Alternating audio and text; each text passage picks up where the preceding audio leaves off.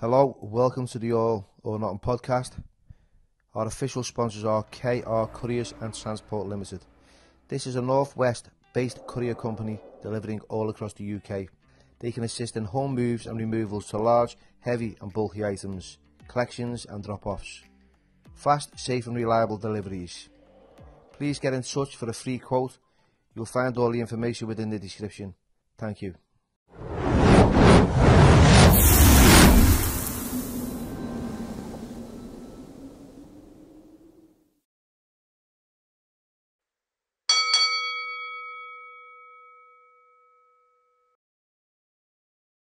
Hello everybody, welcome to the All or Nothing podcast with myself, Billy Moore, and today's special guest is a young lady from Liverpool who's just completed the Squid Game on Netflix. Yeah, Squid Game the challenge. Squid Game the challenge, that's exciting. That was I seen the article in the paper, I thought, wow, this will be something interesting. It's Liverpool based. You know, I enjoyed watching the Squid Game when it was on Netflix.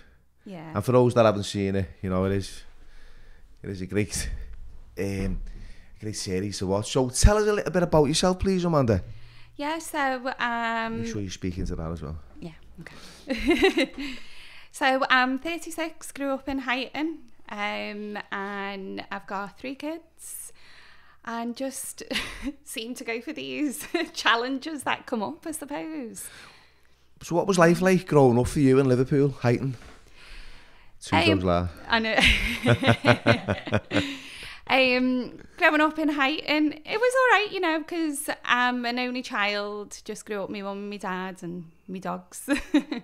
It was all right because I was always in taekwondo. I did taekwondo. I used to compete for Great Britain and, you know, travel the world doing that. And that just seemed to take up a lot of my life growing up. So that's a lot, like taekwondo. I mean, it's a form of it is a martial art, but it's a kind of, you know, like, and your dad will know this one. I grew up like around like Bruce Lee and karate and you know, Shotokan and stuff like that. And you know, taekwondo was similar to judo and that kind of stuff. Yeah. So what possessed you to get involved in? Do you know what? It was boredom. I was sat on the curb with my mates one day when I was 11 and they were all going off. I'm like, where are you going? I'm bored. And they were like, we're going taekwondo. And why don't you come? So I went, and in the end, I ended up just sticking it out, and they dropped out and things like that. And it just seemed to like blow up for me, really, in terms of next thing I knew, I was like British champion. I was being asked by like the national team to represent and travelling everywhere. And honestly, like the world had opened up for me in that sense was just amazing. Wow, so you became a British champion. And it's Korean. It's Korean, so like Squid Game. Yeah. So, you know, you became a British champion, you know, you were travelling the world with all this. So, you know, what's the competitions like? How many did you have? How many did you tally up in total? You know what? Nearly every weekend I'd be fighting. Yeah. So if I weren't, I'd fight like locally all over the UK. Yeah. Nearly every other weekend. And then... Locally? And then every other month I'd like go travelling. And then one year I fought in Germany, and I went a whole 12 months without conceding a point on me, and got recognised by, first it was Knowsley. I got the Knowsley Sports Award. Then they put me through to Merseyside, and I got the Merseyside Sports Award. And then they put me through to the BBC, and I ended up getting that. And I turned up thinking I just go in and I just do what I do, you know, and that was in. It just seemed to like progress from there. So was the footage... Same award as Stephen Gerrard, you know, in You got a what? Same award as Stephen Gerrard in Did Knowsley, yeah. Oh, My well little done. claim to fame. So you've duplicated his award? Yeah. Well done. So you must have been pretty fit and active and, you know, going forward in life. You know, what was your plans in life? Did you know, just give like the audience a brief outlook? I just loved like constantly being on the go, getting involved, getting stuck in and stuff like that. And you know what it's like when you're younger, you just don't really know what you want to do. And my mum was like, right, that's it, you need to get a job. And I was like, no, it's all right, do makeup in the mirror. And I heard an advert for the radio, an advert on the radio for the Navy. And I went, I'm signing up to the Navy. And she was like, oh, shut up. And I went down that day and I signed up. So you've done a lot. So I just take things, I think, as they come. I'm one of them. I'll see something and go, oh, I'll have a go with that. Go on. So how long was you in the Navy for? Not too long. I signed up when I was about 18, done all my training and everything like that, and they had me doing the taekwondo and stuff, and then I eventually left and retrained to be a teacher. So is that what you do now? No. No. So I retrained to be an RE teacher. I'm not religious myself, but I was just Is that what you, an RE teacher? Yeah. See, like I haven't heard RE since I was at school, and I didn't even know they continued it. Religious education. Yeah. And so it's so different now. that was one of our classes. You know, we'd go in, you'd have a little list. Oh, today you'll have RE, you'll have maths and English and French, and you know, religious education. It wasn't really my cup of tea because, you know. Yeah, well, I think it's very different to even when I was in school. I mean, I didn't do it long in school, so I had to like go back to college and study it. It's so different now. It's all about like one of the like best things I like studying with it was, you know, the Big Bang, so science or God, and looking at them stories between the two. And See, we never had that opportunity as a child, you know, like the Charles Darwin stuff. You know, it is what it is, and that's how it is. Yeah. And you've got to believe in it. Yeah. You know, it wasn't, you know, it was just black and white, bang, that's it. Yeah, well, I studied philosophy as well at university as part of it, and that's what I enjoyed, you know, that's why I went into teaching. It was them conversations with the pupils who were just like, but what about this and why did that happen, bro? And you just get wrapped up in it all day. So did you ever come across something called ferocracy? Ferocracy? I don't know. You'll have to look that one up. I will do, yeah. It's something I come Don't across. tell me you've done an assignment on it somewhere. Nah, it's something I come across when I was in Thailand, and it was like because the country was a religious cult in a sense, but also ran by a king. It was classed as a ferocious country, like ferocracy. So like you got democracy, you know, that's what it was classed as. And maybe someone will say I'm wrong, but be reading something in a minute. I'll be like that after. Check it out. Yeah, so you seem to have packed a lot into a young life. Yeah, I think, you know, like I'm 36 now, and I've probably lived a few careers in itself, really. Yeah, it sounds that way, that's just my personality. I'm like, oh, see that, right, I'm going to have a go at that. Right, see that, I'll have a go at that. So do you think you've got, like, well, obviously you'll have stickability. Yeah. You know, I've got to master it. I've got to get in and I've got to master it, and then it's the next thing. Okay, so you must have like a CV that goes, okay, I can get a job here, there. Probably go liar. Same, I've had that myself. So what is it you do currently then? I'm a HR manager, so what I do now is develop future leaders. So people who are like experts in their field, like finance, I develop their leadership skills so that they can progress then in whatever they go into. Okay, so let's get into the Squid Games and how that came about, because I've just got a little brief understanding of where your head goes when something pops up. And that you commit yourself fully. Yeah. So was you obviously the only Scouser?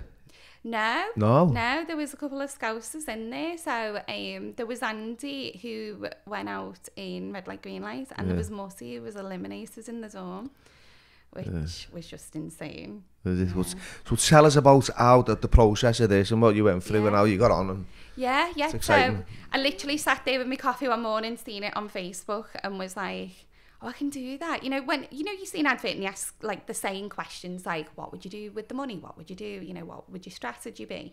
And I found myself answering it anyway. So I was like, oh, 1 minute video, I can do that. What's 1 minute out of my day? Yeah. And I had the shock of my life when they rang me a week later. I'd like forgotten about it because you think, oh, they're not going to ring. And I was in Thorpe Park with my kids for my birthday, and they literally rang me while I'm queuing for a ride. And I was like, oh yeah, that thing. Yeah, Squid Game. I was like, no way. And then it just progressed from there. So I had a few like video interviews, just literally over Zoom, getting to know me, a few like psych tests, making sure like they do a medical check and stuff. And yeah, I had to keep it quiet for about 6 or 7 months. And then they sent me details to go to London and bring your passport, like ID, but I'm thinking, oh, they might jet me off somewhere, you know, it'll be dead exotic, like it's Netflix. And it was in London, like, which was great. But yeah, just... So it was like a warehouse that they... So the first one, so obviously when I came out, I seen everything in the news about the hangar we done it in. And that's where we done red light, green light. But then we were moved from there and we went and done it at some studios. I think it was called Wharf Studios. Yeah. So it was smaller then. So you can imagine if that was the real kind of deal, you know, was it thrilling? Yeah, it was amazing. It was like really surreal because you're there and you think, no way, there was hundreds, obviously 456 people, hundreds of us in this massive hangar. It was freezing, it was January, and you're thinking, shut up, like, I'm really here for Netflix, like, that's mad, like, little old me. Like I've said before, I didn't do no training for it or not, and normally I'd be in the gym, I was doing Muay Thai, doing a bit of coaching and stuff like that, but I've been so busy. It was Christmas. I'd done 2 spin classes in the gym and just rocked up open to like wing it, I suppose, and I managed to wing it. Was it was it physically active? In ways, but not. So like red light, green light it was obviously physical to an extent. I mean, I turned up and there was like, you know, athletes there. Even what was his name? Was it Wolf from the Gladiators? Yeah. You know, he was there with his son and stuff, and you think should have done a bit more than like 2 spin classes. But it was more mind over matter because. Did you get to speak to Wolf? No, he was, so the way it worked, we went like through kind of not number order, but you were like batched in, and he was more middle, so he was further down. Yeah, because he must be hitting an age now. He must be in his 60s. I didn't even know it was him, you know. Everyone was like, there's Wolf, and I was like, okay, where? Yeah, because he had that look as a young gladiator with the long hair and... Yeah. You know, and apparently his son was with him as well. Yeah. Obviously, I wouldn't have known that. How far did he get? Because I haven't seen this Squid Game yet. I don't think... No, well, he never went through red light, green light. No. So I was like, I've gone through. How have I done that? Talk to us about that. What's that? The red light, green light was hard. Yeah. So, you know, you go in, and I'm sure everyone's seen it, like with the pink line, and you've got to cross it, and you've got to get through, like, and the doll's turning around to catch you. But what people don't understand is when you've got that many people before the line and then it goes, I was like near the back of like the crowd of people. So as everyone stepped over that line, it worked out about 5 seconds or something. I went over the first line by the time people were moving, because you're waiting for them to move out of your way. And I didn't consider this at first. I just knew I didn't want to be on the front because it was a good tactic really, because everyone just kind of got eliminated even on the front pretty much. So I've seen the pink line in front of me and I'm like, oh, you're messing, like I haven't even got over this and I've got to stop and stand. And then obviously you stand there for quite a while they do the checks and they're replaying videos maybe to check who moved, and you know they're checking who's moving because it's 456 people. You got to stand still. You got to keep still, yeah. I stood up for 2 rounds of that, and then I was like, I can't do this. I'm sitting down, which I don't know whether works in my favour, because I sat down with my legs crossed. Yeah. Now, we've all been kids in a school hall. You sit there with your legs crossed, your legs go dead. So I'm sat there and I'm like, oh my goodness, like my leg's dead. And then I thought, if I get up and I change my leg, what if the other leg goes dead? And then I've got like both of them, I can't move. So that it did at one point. I couldn't walk. I had to like crawl. I jumped, I hopped, I fell, like I'd done everything, and then it got down to like the final 5 seconds and I was like, I'm actually not going to make this because of the time, not the distance or like my ability to go that way, it's the time. And I literally passed it with like a second to go.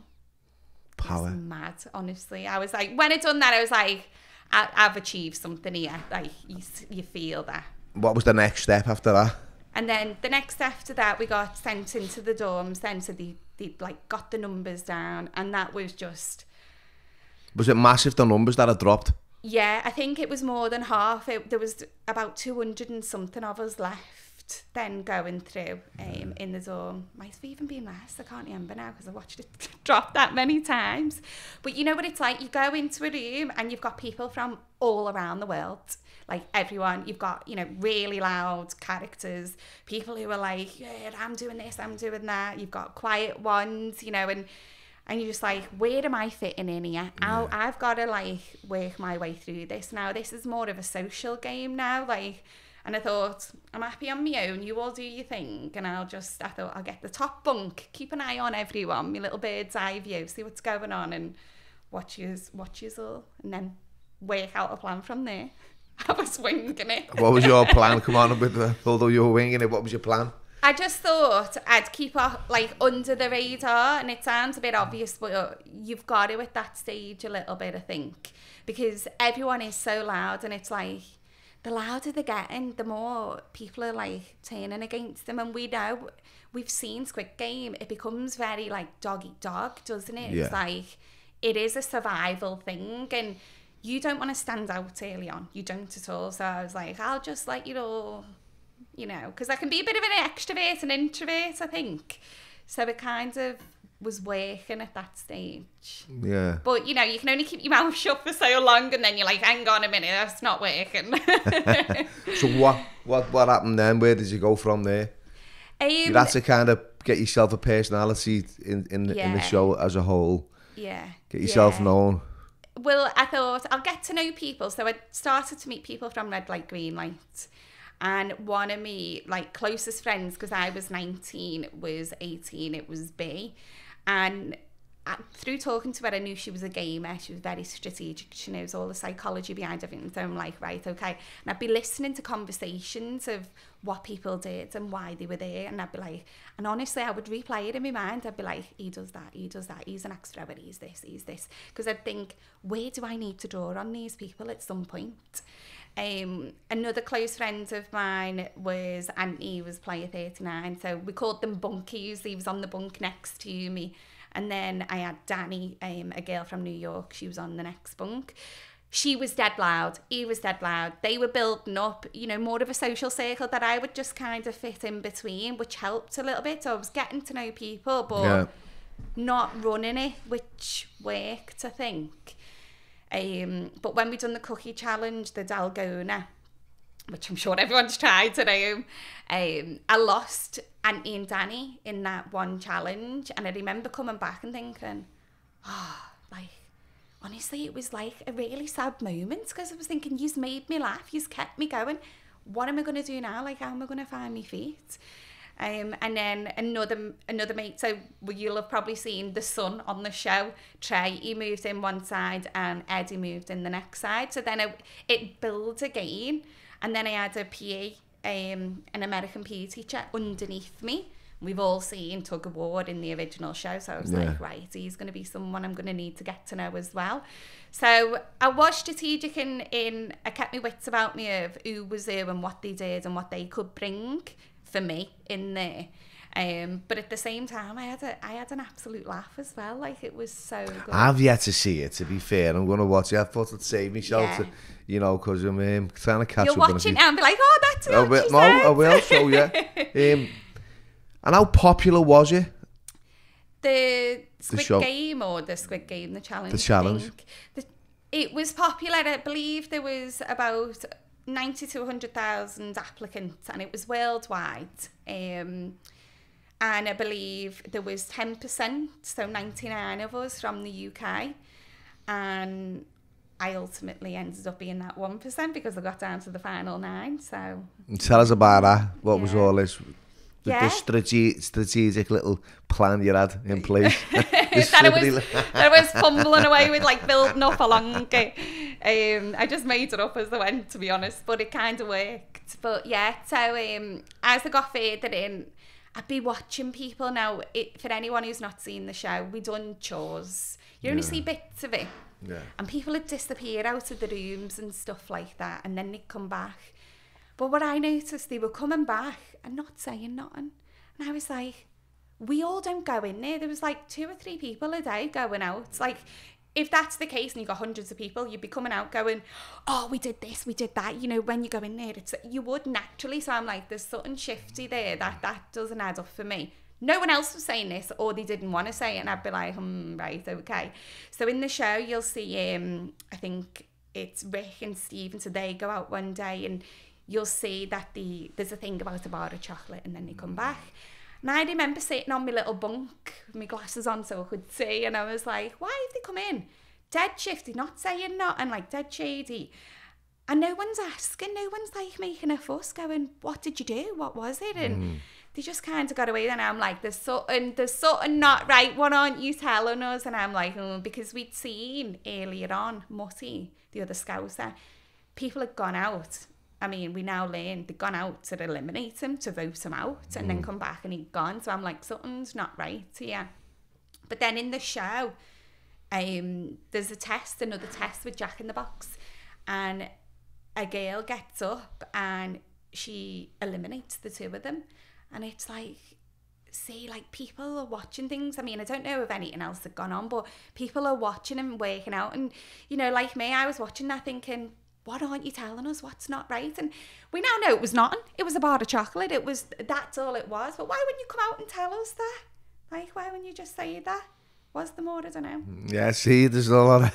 But then you get paranoid then, because you're watching everyone, because you know everyone is against everyone. So you're constantly thinking, like, one of my mates, she sat up all night awake, going, and I watch these people go up them stairs and go down them stairs and go out there and do this. And I'm like, oh, yeah, you know, like, all right. But that's what it does to you, because you're in there and you're thinking, you want to eliminate me, you're against me. What are you playing at? Like, what's going to come next? Was this like a Korean backing company that supported this show? Was it the same show that supported the... So, I believe the Netflix had, been involved. I don't think they made the show in Korea, the original Squid Game, but then they commissioned it to Studio Lambert, I believe, who are, I think, the whole UK, a UK company. I think that's the story of it. but surviving the real Squid Games was a real challenge. It was. I think the social side was the hardest of anything, because you've got to make friends, but at the same time you can't stand out. Like, I watch players sleep their way through it and then get eliminated because no one knew who they were. It was like, well, why would I save you? Why would we put you through? And we see that come into play in my prominent episode, which is episode 6 with the friend or foe.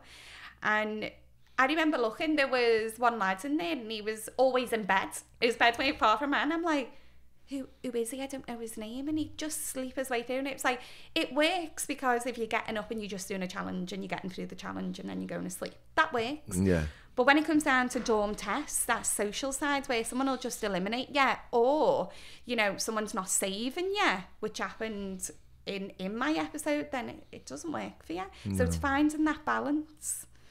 So what was the outcome for you at the end? At the end... Obviously, it's finished. I mean, people have probably watched it, but, you know...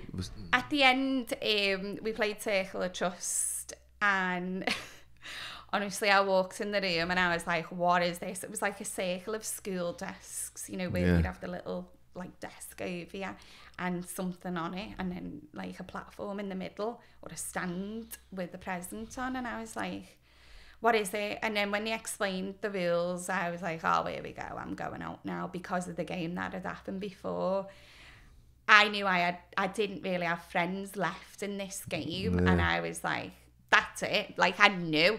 So whether it was a bit of a mentality thing of, oh, well, I'm going out, or whether actually, you know, it's was the a fact, the door. yeah. Because we were down to the final 9, and I watched one of the lads go, so then we were down to 8, and then the idea of the game is you take the blindfold off and you've got a present on your desk, and one of the other players have put that present on your desk, and you've got to work out who it is. Now, if you're in a room with people who aren't necessarily friends, who you've only met over the last day or two, guessing game then, isn't it? It's a pure guessing game, and you've got guards. So when you've got the blindfold on, you've got guards walking around you and everything to, you know, distract you, or you can't really focus. There's nothing you can rely on. So my strategy was, I've got nothing else, pure panic, and I'm sat there thinking, all I can go off is what I've got now. So I tried to memorise everyone's position.